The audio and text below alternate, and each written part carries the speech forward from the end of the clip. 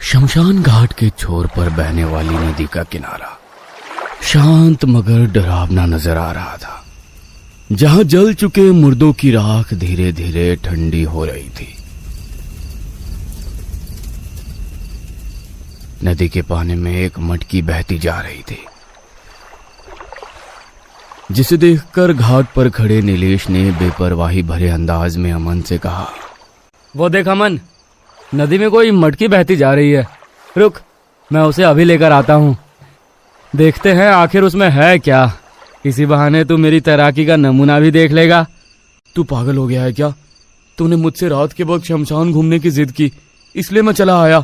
और कौन पागल होगा जो इतनी रात गए नदी में तैराकी दिखाएगा। यहाँ से चल अभी, और सुबह आएंगे। तू बड़ा फट्टू है यार अमन। अरे यही तो उम्र होती है कुछ क्रेजी करने की। तू मुझे मटकी लाने तो दे। इसमें फट्टू होने जैसा कुछ नहीं है नीलेश।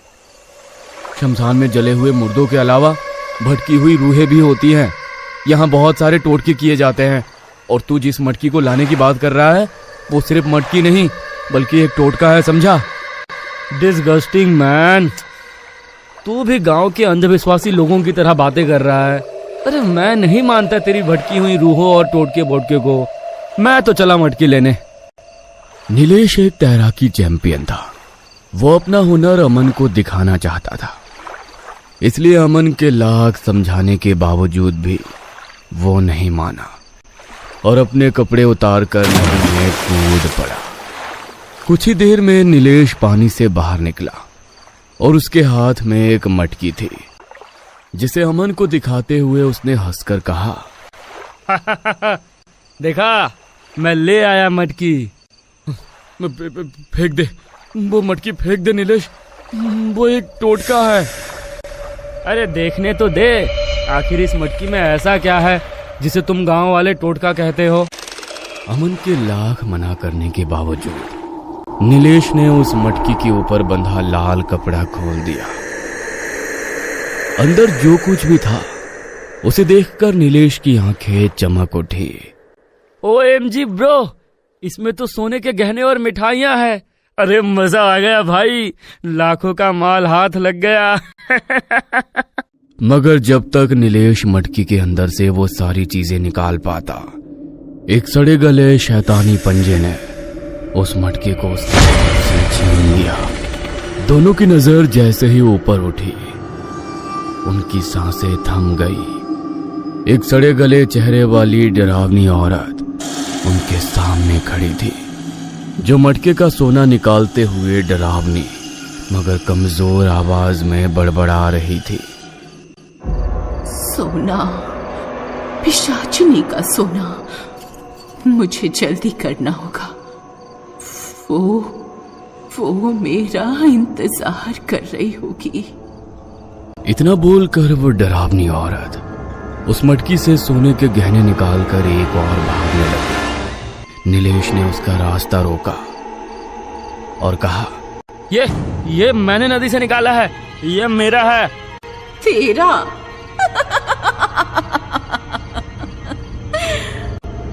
ये न तेरा है न मेरा, सारा सोना उसका है, स्वर्ण पिशाचिनी का। मेरा रास्ता छोड़। इतना बोलकर उस डरावनी औरत ने नीलेश को, अमन नीलेश की मदद करने अभी बढ़ा ही था कि तभी नीलेश ने उस औरत से बचते हुए एक जली हुई लकड़ी के डंडे से उसके सिर पर वार कर दिया। वो औरत वहीं गिर पड़ी और उसके हाथ से मटकी छूटकर गहने बिखर गए, जिसे देखकर नीलेश और अमन काफी घबरा गए। ये तूने क्या किया नीलेश? अरे मैंने जानबूझकर कुछ नहीं किया अमन। ये अब यहाँ से तुरंत भाग, वरना हम बहुत मुश्किल में पड़ जाएंगे। दोनों वहां से भागते।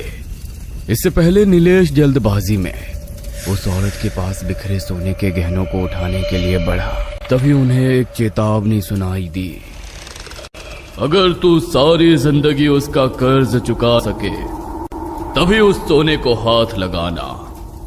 उस भारी आवाज को सुनकर दोनों वहीं ठिठक गए। फिर उनकी नजर सामने खड़े एक अघोरी पर गई, जिसे देखकर नीलेश ने डरते हुए कहा, नो, मैंने उसे जानबूझकर नहीं मारा। मैं तो बस वो सोने के गहने को मैंने देखा और वो मुझसे छीन रही थी।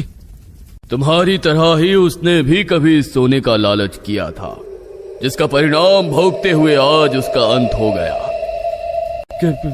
कैसा परिणाम? और कौन थी वो औरत?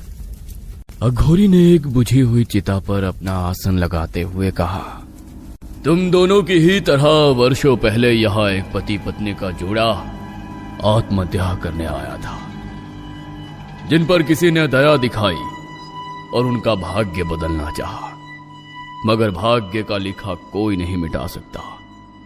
उनके भाग्य में ही स्वर्ण नाश लिखा था। ये स्वर्ण नाश क्या है बाबा? वर्षों पहले बीरनौर नदी के किनारे का ये शमशान घाट सुनसान और डरावना नजर आ रहा था। जहां नदी के दूसरी तरफ कुछ मुर्दे जल रहे थे और कुछ जल चुके थे, वहीं नदी के पक्के घाट पर आधी रात के वक्त जय और रेनू उदास बैठे हुए बहती हुई नदी को घूर रहे थे।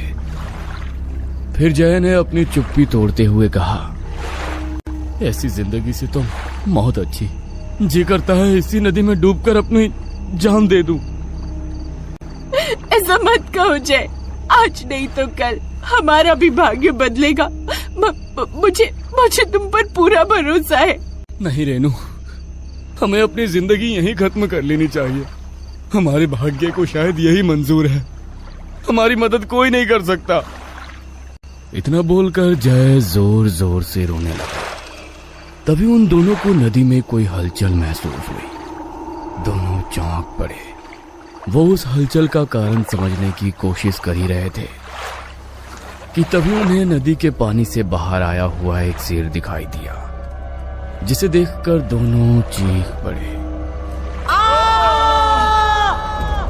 नदी के पानी में जो कोई भी था वो धीरे धीरे पानी से निकलकर इन दोनों के सामने आकर खड़ा हो गया। काला शरीर, बड़ी बड़ी दाढ़ी और मूंछें और लाल चमकती आंखें। उसे देखकर दोनों डर के मारे जम चुके थे। फिर उसने इन दोनों को देखकर हंसते हुए कहा, भाग्य को समझना इतना आसान नहीं है बच्चा। तू परिस्थितियों के सामने समर्पण करके मृत्यु दाह करने आया था, मगर शायद तेरे भाग्य को कुछ और ही मंजूर है।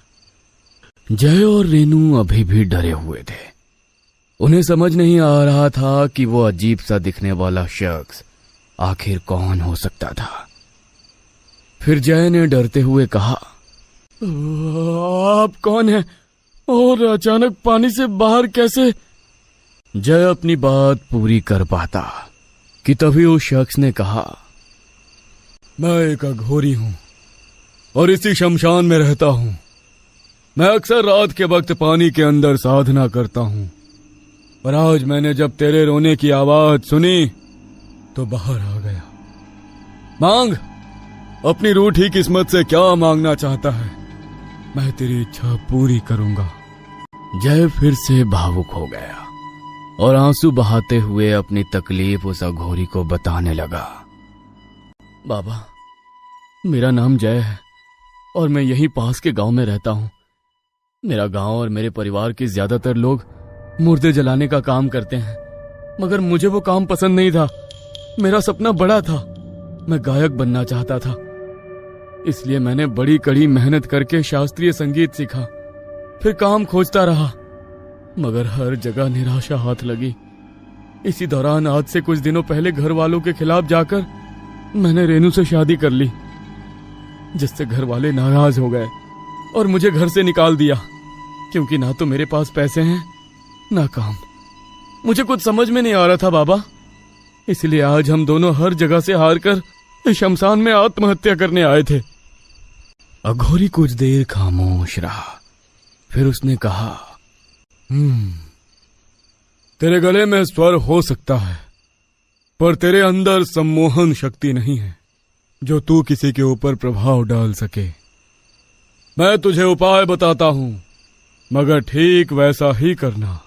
बाबा, आप जैसा बोलोगे हम ठीक वैसा ही करेंगे। इस शमशान के उत्तर में एक बड़ा बबूल का सूखा हुआ पेड़ है। उस पर एक स्वर्ण पिशाचनी का वास है, जो मरे हुए लोगों की माया यानी स्वर्ण आभूषण और दुर्भाग्य का भक्षण करती है। तुझे मैं एक टोटका दूंगा, जिसे तुझे जाकर उस पेड़ के नीचे मेरे बताए मंत्र को बोलते हुए चढ़ाना होगा। इस क्रिया के बाद तू जिस भी कार्य में हाथ लगाएगा तुझे अपार सफलता मिलेगी। मगर गलती से भी उस मटकी को ना फोड़ना, ना देखना और ना अपने घर ले जाना। फिर अघोरी ने उन्हें एक लाल कपड़े से बंधी हुई मटकी दी और जय के कान में एक मंत्र बताया, जिसे लेकर जय और रेनू वहां से जाने लगे।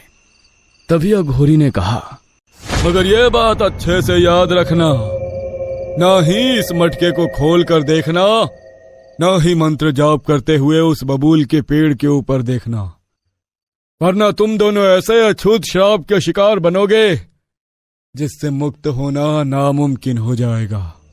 अघोरी की बात अच्छे से समझने के बाद जय और रेनू शमशान के उत्तर में उस सूखे बबूल के पेड़ को खोजने चल पड़े। दोनों शमशान के उत्तर में चलते जा रहे थे कि तभी रेनू ने हाथ में पकड़ी मटकी को हिलाकर अंदाजा लगाते हुए जय से कहा, ऐसा क्या हो सकता है इस मटकी में जो देखने की मनाही है? ऐसा लगता है जैसे इसमें किसी तरह की जंजीर वगैरह है। उसे खोलकर देखने की गलती मत करना रेनू, बाबा ने सख्त चेतावनी दी है। रेनू जय की बात पर खामोश हो गई, मगर उसके दिमाग में अभी भी उथल पुथल हो रही थी। उसे उस समय अघोरी पर उतना यकीन नहीं हुआ था, मगर जय की वजह से वो खामोश थी। दोनों चलते हुए आधे से ज्यादा रास्ता पार कर चुके थे। जय आगे चल रहा था और रेनू भी उसके पीछे उस मटकी के बारे में सोचती हुई चल रही थी। इस मटकी में कुछ तो अजीब है।